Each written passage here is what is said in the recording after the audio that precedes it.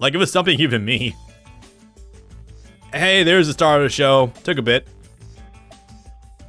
You got him relatively quick, all things considered. There's like 20 characters you can get to be your partner. Yeah. Although I guess the big ones don't come until way later. Oh, yeah. So, I constructed a funny thing. I'm sure I sent it to you before. I guess I can send it during the middle of a duel, but I essentially manually mapped out, like, what characters unlock what characters so I could map it for the Let's Play. I may have gotten a little bit carried away with some of the stuff I was playing for the LP, not gonna lie. Wonder if he's If you here. haven't done it, if you haven't done it yet, then before next time, do me a favor and make an assault mode deck. I did. Hell yeah! Also, hello Amazon girl. God, this is one of those. There's like a handful of unique character designs that go through this entire game. She's one of them, and I'll admit, God, she's fucking adorable. Also, really good in the design. Goddamn. All right. Speaking of the NPCs, you just reminded me of something that I'll have ready for you in a minute. So you're gonna need to insert. I know there is fan art of the one pink hair Twin Taros girl. Yeah. No. It's actually really funny that we were talking about this earlier tangentially. Yeah. We were talking about another show that for a little while ate Yu-Gi-Oh's lunch. Oh, yeah, right. Well, I feel like we're going to talk about that more later, but still, yeah. Anyway, so before we get too far ahead of ourselves, since we do have a good amount of duel points on us right now, we're going to spend it on Lester. Luckily, it only takes 600, but after 2 duels, we've gotten like 44, so that's pretty nice. You do get more points in duels depending on how well you do. It's a bit variable in like how much you can get, but it is what it is. What do you want Lester for? So, you talk to Lester in order to learn the locations of every single NPC and every one of the main characters in the game, actually. So check it out. Jack, oh wow, Trudge, Luna, Leo and Aki, Crow, so on and so forth. We could just keep this chain going ad nauseum. So I think we're gonna go ahead and I definitely see Crow being one of the first ones we do fully complete, just because, you know, convenience and all that. Yeah. And most synergy. That. Oh yeah, the especially busty NPCs. Jesus Christ, pretty up there. I'm surprised you're not stopping to raise the friendship on every character, every NPC. The only things you really get out of that immediately is like their what's it called, deck recipes, which some of them are fine. Most of them are more gimmicky stuff from like GX. Okay, I was gonna say this later, but a lot of decks in this game actually turn out to be just like a lot of amalgamation designs from like prior games. So what I mean by that specifically is I'm pretty sure there's a lot of gimmicky decks from like GX upwards. One of them has fucking like magic box in their decks. It's really weird. It's like a focal point too. Really weird. Yeah. They went to the trouble of making all those in the first place. They wouldn't just throw them away game over game. Yeah, pretty much. Also, it's good pack filler. So, it's also kind of go hand in hand with this fact. You know how Legacy Duels only has 32 deck slots, and Master Duel starts you with like maybe 20? This game is 200. Actually, different companies making the different games have a lot of different stupid bullshit they do. Yeah, like, Jesus Christ, there's so many deck slots you have in Tag Force 5. Special has 200 as well. That's what's allowed me to just be really flexible with these games and just have fucking fun. Like, it's a shame that there's no real reliable, translation patch for Tag Force Special, and also no codes to immediately get the hearts maxed out in that game. Otherwise, yeah, I would have done that a long time ago. You wouldn't believe it, but I think 32 might be an upgrade. Other Ocean, who did Legacy of the Duelist, also did the PS3 games, I'm pretty sure. And those games only give you 16, I think. You've corrupted the art of form of that is dueling and help make you pay for that. Sorry, that's just a very funny sentence. I'll revive the art of driving. Anyway, thank you, Gundam. So these guys are ghosts. It might seem unremarkable considering they're just NPC models right now, but no, they are actually like androids created by Primo, I'm pretty sure it was. Iliaster, yeah. Yeah. No, this is a real thing. This is a thing from the anime. Yeah. The ghosts are basically just like a front in order to like slightly accelerate the rate at which what was it? Iliaster? Circuits, that's what it was. To complete the circuits quicker. Oh my god, he's got the audio filter. Holy shit. I'm so glad we're playing this with the patch. Alright. Boy, that wouldn't come across at all. Oh god, playing no. in America. Oh, he's going for it already. I think he might just be going for... Ooh, wait, are we? So, quick draw he's synchro, I going think for it it. only lets you synchro summon into a junk synchro monster. Ooh. Into a synchro warrior. Oh, yep, junk warrior, there it is.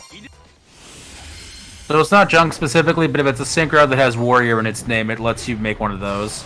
Nitro warrior, turbo warrior, rocket warrior, etc. Yeah, I was thinking to myself, I'm pretty sure Nitro Warrior is already out, so he might be able to go into that, but I guess he didn't go that ham. Nitro warrior was one of the first synchros ever printed. Pretty raw, actually, for the time. Yeah, it wasn't too bad. It got a pretty good attack buffs in the battle phase. God, these It's funny. voice modulations are great.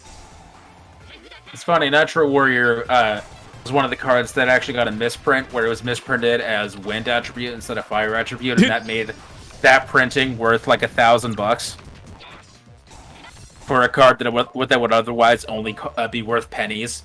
Wait a minute. Light attribute. Oh my god, it's running Ally of Justice. I think he is. That's hilarious. Okay. Not the best opening hand for this deck. So if you're wondering about the one card trader, sometimes card trader does just kind of help unfuck your hand. It's just kind of good. Duality. Please give me one of the boys.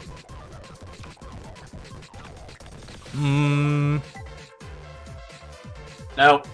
You control Not the quite. graveyard. Actually, so I will hold on to it, but I'm gonna set. Maybe I should normal summon it. I didn't even consider it. He has cards too. Hold up. Oh nope, can't get anything off of it anyway. Wait, I only got 11 cards in this special extra deck. Hold up, what do I got? Gotta put some more stuff in there. Right, I guess to elaborate also while I'm thinking about it. So yes, this isn't set phalanx. Set it, and if it gets attacked, it'll be in the graveyard. If it doesn't get attacked, you contribute it next turn. Ooh, he's got Starlight wrote down. I do have book up, so hopefully if something goes wrong, we should be protected regardless. Yeah, so what's going on right now? So basically, this is just like one typical line of decks that yep, there's the Ally Justice card. Yep. They're very focused on a battle phase, so it's whatever. You know what? I'll be impressed thoroughly if he can actually make an Ally of Justice synchro monster. Dude, tell me. Well, I mean, Catastor is probably the most splashable synchro monster in the entire game, so I'm pretty sure he should be able to get into it easily. It's just a matter of if we let him. What did he card trader? Who knows? We can't see it. Junk Destroyer. Oh, fuck yes. All right, Junk Destroyer. I believe I'll let you select targets to pop. I don't remember the exact requirements though, or like exactly what the rules and stipulations are. Is he gonna? What the hell is he doing? He's climbing into something. I think he's gonna try to synchro. Gardos? Yep, there it is. Ooh, Armory Arm. What the fuck are you doing? Oh, equipping. No, right. he's gonna buff Junk Destroyer since I'm pretty sure it still does burn damage. Rip. All right. Starlight Road is so cool. Take that, idiot. And it still sees play sometimes, even now. Oh god, yeah. It's actually really good as anti-bait against some cards. Oh yeah, Stardust is on the field too, right. What the hell? Oh. Yeah, it negated an effect from Ally Salvo, so I guess that's pretty cool. Right, I guess that maybe I should have probably elaborated this way sooner. Keck. So, obviously, it's been like 4 years since we've done Legacy of the Duelist. Back then, I was very green back into Yu-Gi-Oh! Since hadn't played since I was a little kid. Ever since then, I have completed a number of Yu-Gi-Oh! Games, and I'm actually kind of good at the card games, so me piloting, I feel kind of confident about this. Did I actually do damage? What's that effect? Oh, you're gonna proc something, aren't you? What you doing? Oh, that one does kind of suck. Ally Salvo has a destruction effect. Yeah, so it seems. Okay, that sucks. This is a loss. What? I don't think you're on turn 7. You can't summon any monsters aside from Beast, but it's not going to do anything. So I don't think this is a loss, but this does kind of suck. Did we save before this one? I think we might have. Yeah. Even then, we could use Chico. Yeah, you did. Okay, cool. Do need to buy some time. I will summon him and pass. Okay, you can try it, but look at him actually pulling fucking MST. God damn it. It's not huge. It's not a loss yet. I think they've both used MST by now. If Yusei is able to pull up something good, then we should have. Oh yeah, look at that. Fucking awesome. There's no floodgates down. So long as we're able to keep things going relatively smoothly, we should be all right. I'm not worried. I mean, like, also, as soon as we pull ducks, we got this. If he keeps your... Wait, no, the other guy still gets a chance to attack. Never mind. If Phalanx stays on the field... If Phalanx stays on the field, we can use Bizzletane on it, and that would be pretty cool. Speaking of, very nice. Yeah. Awesome. Just what we need. Right. Maybe I should explain exactly why I'm using an Assault Beast deck, or Assault Mode deck. So, I'll be completely real here, guys. I know it's a bit of a meme about Assault Mode, but it's unironically kind of a half-decent deck. I drew another one, go figure, but we do have Dragon Ravine. So, can't complain too much. Alright. Need to use one carefully. Do that. Activate Mistletane's ability. Pull up Phalanx from the graveyard.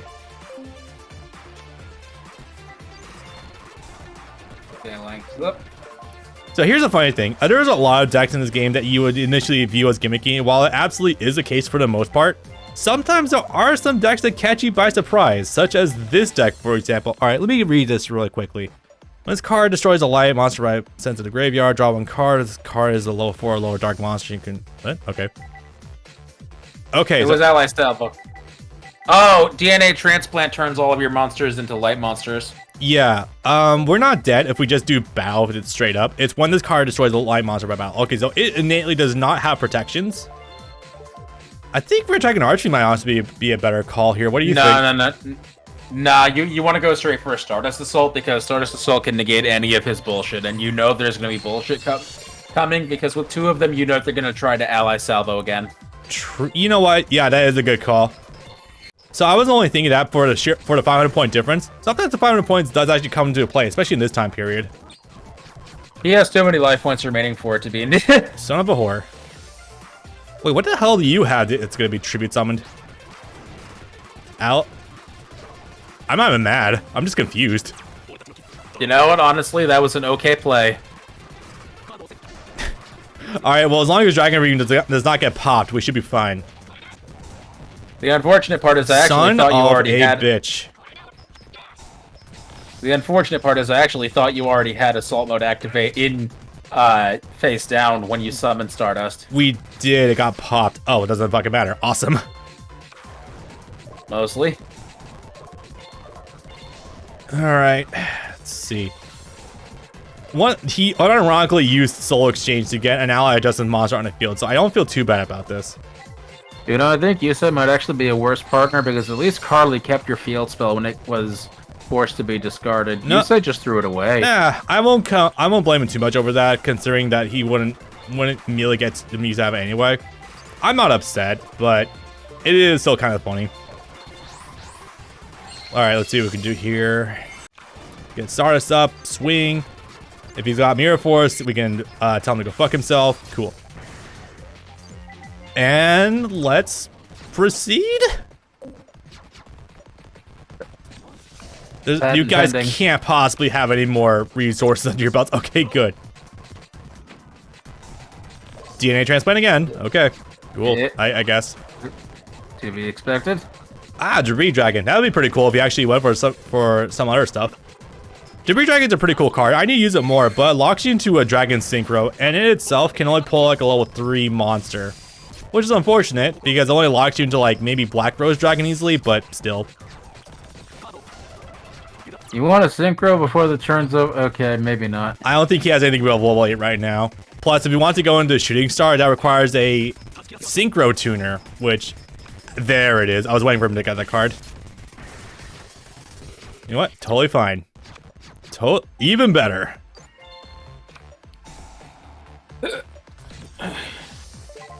How many assaults do you have in your deck? I think just the 2. Okay, so there's oh wait, no. There's 2 regular Stardust and 1 Red Dragon. I guess that makes sense. Yeah, it might sound very fucking silly, but Stardust's assault, Red Dragon Archery assault mode does kind of hit hard, and it does nuke the entire field like in all at the same time. So you know, can't really complain about that too much. No, that's pretty Goyo. Goyo, yes, definitely. Pre-errata Goyo at that. If anyone doesn't know, Goyo Guardian was so incredibly busted, especially when the Secret Era started, specifically because of its monster stealing ability and being so splashable in everything. Is Debris a tuner? Yes it is, but it locks you to a specific type of Synchro summon. You said dragons, right? That's okay. You've still... I guess it doesn't matter. You still had a Stardust in your extra deck. You could have stolen his Synchro and made another Stardust. Yeah. We're still in the what's it to make a Stardust with Debris Dragon. That wasn't so bad. Yusei's deck usually has some good comeback factors, as well as Scrapire and Scarecrow usually being pretty nice. We have failed.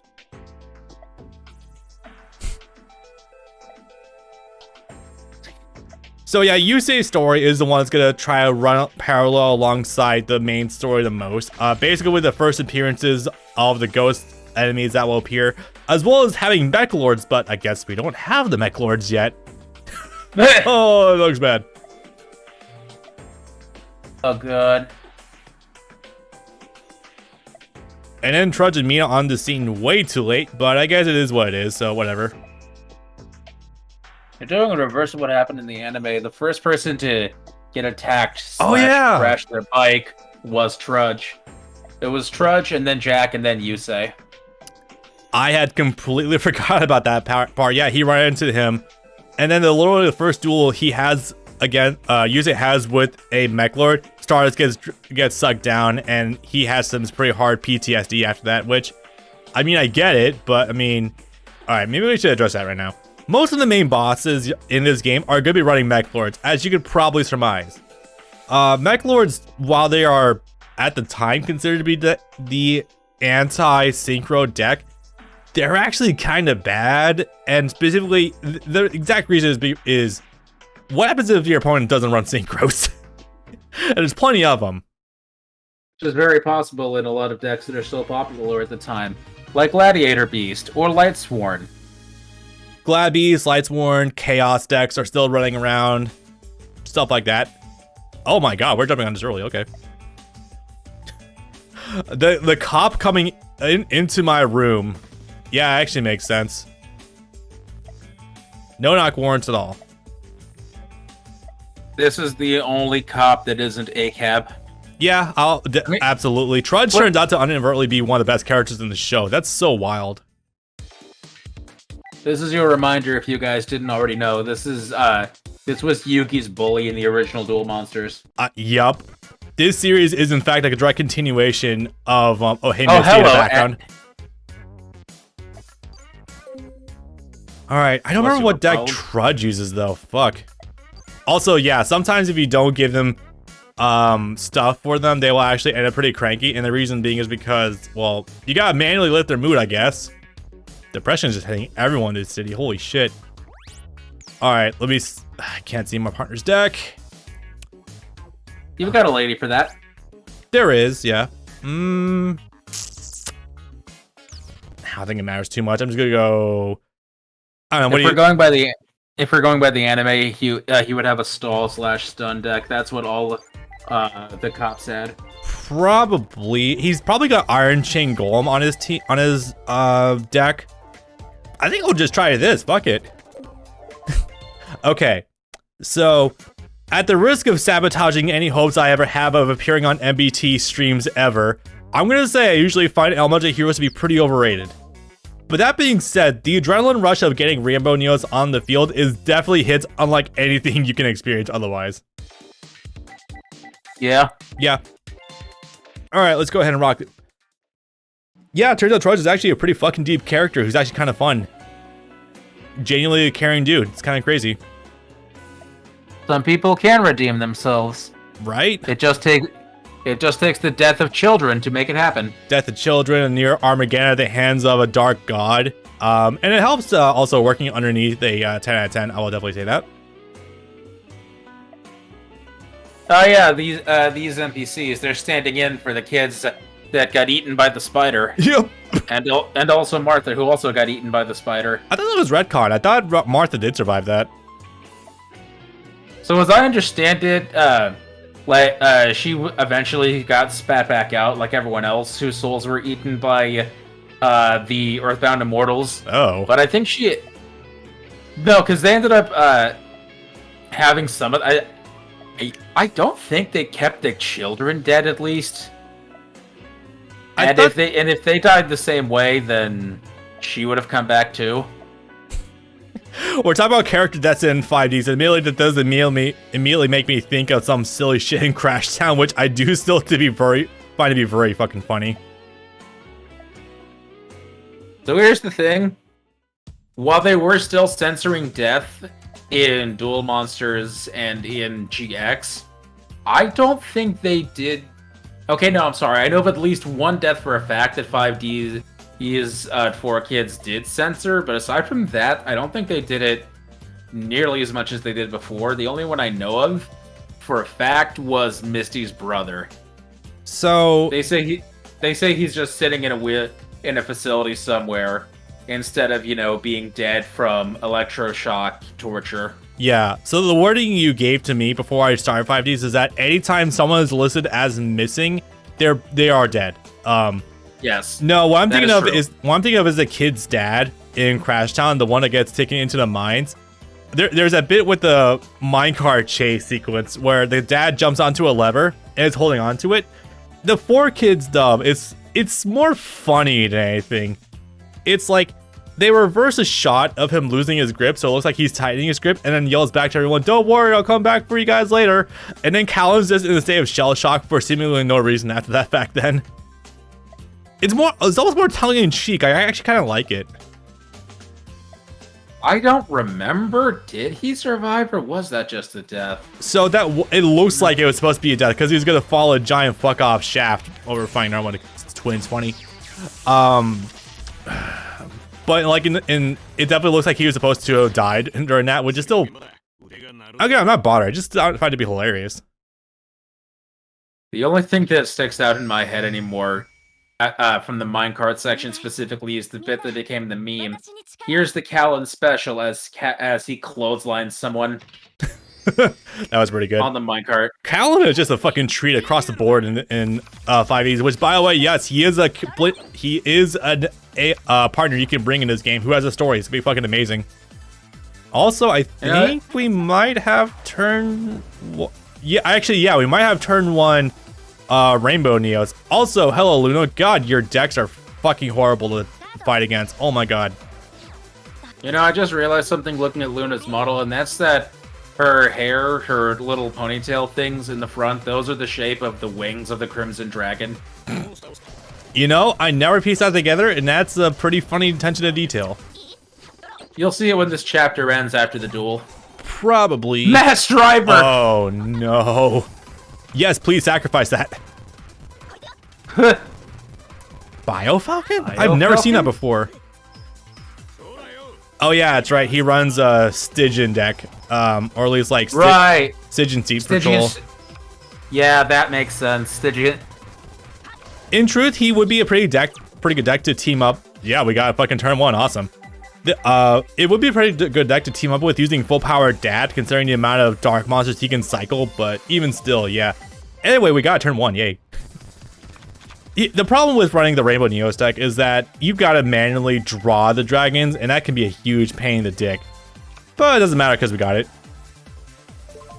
And now I'm just hung up on Stygian Street Patrol. That brings back memories. The pack that came out during the first regionals I ever went to was Duelist Revolution, which introduced Dragon Knight, Draco Equist, the Fusion Synchro card. It was okay, it wasn't great. The chase card out of that set was Stygian Street Patrol. It was worth like $30, and I got that in my first opening. Because when you go to a tournament, you pay a $20 entry fee, but they give you 5 packs in turn because they can't charge you for literally nothing. Guess that makes sense. I got the chase card in my tournament opening, so I made my money back on that tournament entry. Sick. And I made it up to round 3 or 4 out of 7, I think.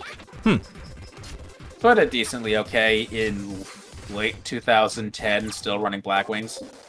Yeah, honestly, at that point in time, oh god, there was with Frog FTK running around, I'm actually surprised you did that well. Yes, I remember seeing exactly Frog FTK there. Yeah. I'd never seen Frog cards before that, so I was just like, what the fuck? Yeah, so maybe I should elaborate on this for the audience. So March 2010 is a very magical time period because of Essen format, where there's such a good power distribution of cards. Oh, nice. Where a lot of cards are actually, a lot of decks are actually fully viable. And then literally one of the following, it's like, oh, cool. And then like literally one of the following card packs, it's just like, nah, we're gonna fuck that up. And then also people found out how to use the Frog FTK deck using Mass Driver. Here's the thing. This card's not once per turn. One key thing about this time period in Yu-Gi-Oh, on top of the usual quirks of everything else we'll get to eventually, there's a lot of decks or cards in this time period that are not once per turn. And it took a couple of years still for Konami to realize that is a bad idea. You guys haven't lived through the era of Dark Strike Fighter. Nope.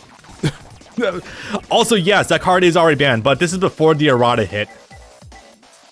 Alright, 25, 35, 48. That's gonna hit pretty well, assuming no stupid thing. I forgot to set the saying and attack knowledge, whatever. Is Cannon Soldier still banned? No. It's nowhere near banned at this point in time. By the way, some cards are straight references to other Konami IPs. This is one of them. I bet you could probably piece together what it would be. Alright, wait, do we have a... Oh my god, dude, we have another one! I didn't even intend for that. You got it. Sacking Stratus would only spin back some things. Nah, it's fine. I'll just keep the 400 body on board. I love this deck so much sometimes. Fire Princess. Oh my god, I have that card in my fucking giant binder from like 2007. Heavy Storm, thank you. I was looking at a ban list for the hell of it, and one thing I noticed immediately, yeah, they're never going to unban Gofu ever. Which one's Gofu again? Blackwing Gofu the Big Shadow is a level 5 tuner that you can special summon for free if your opponent has a monster. Oh yeah, right. They recently did unban Storm the Cloak, however, which is pretty cool. Oh, no, Steam the Cloak, I think, is his name. But it's a level 5 tuner, and when it's special summoned, it also special summons two shadow tokens. So it's a free level 7 Synchro or a free Link 3. It got banned immediately at the beginning of the Link era, and it's been banned ever since. Well, yeah, a lot of cards are banned at the start of the Link era because of, you know, the easiest access material on the face of the earth. Level Eater. You know, there was a time when people thought that Scapegoat was going to be banned because, you know, free Link 4. Reasonable as a start, but considering that a lot of not explicitly generic Link monsters require specific requirements, it didn't turn out to be the case so much. People really thought Links were going to be the end of the game, and it ended up only ramping it up even more. I would say the opening of, but before the Master Rule revision definitely did kind of suck a little bit. So here's the thing. People thought that the Link era was going to be the end of Yu-Gi-Oh! From the first pack, not the Duelist Genesis, what the hell was... Whatever it was, to Code of the Duelist. Yeah, her hair forms the wings. Code of the Duelist. Yeah. And by like 2 packs later, which means like 4 to 6 months later, everyone got over everything immediately because they had Firewall. Yeah. And other early good links, the Bora loads and whatnot. And so people shut the fuck up about how the game was dying within 2 packs, and it's like, oh yeah, no, we can still do everything we used to do. It just takes a few extra steps. We can still triple Quasar even in links. It does take some work to get there, but eventually the combo routes did open up. The only thing is that they're a lot more costly. Actually, if you don't mind, I wouldn't mind taking like a quick minute to go to the bathroom. I've been holding it for a little bit. If that's okay. Go for it. Actually, if you want to get up and stretch your legs, that's a good time as well. I need to go to the bathroom as well. Funny that.